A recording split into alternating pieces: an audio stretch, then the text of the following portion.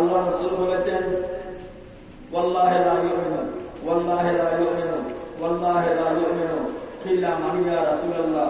আল্লাহর কসম করে তিনবার আল্লাহ রাসূল বর্ণনা করলেন ওই ব্যক্তি মুসলমানা ইমানদার নয়।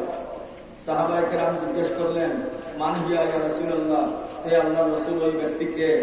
আল্লাহর রাসূল ইরশাদ করলেন, আল্লাহ রাসূল সাল্লাল্লাহু আলাইহি ওয়াসাল্লাম ঘোষণা করলেন আল্লাযী লা ইয়ামানু জারুহু বাওয়াইকাহু।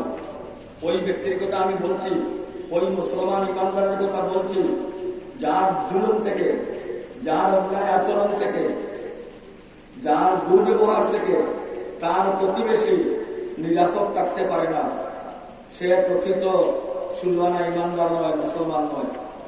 আল্লাহ পাক পরবর্তীকার আলম আমাদের দ্বীন ইসলামের এই বিধানকে সামনে রেখে আমরা কুরবানি করবো ইনশাআল্লাহ।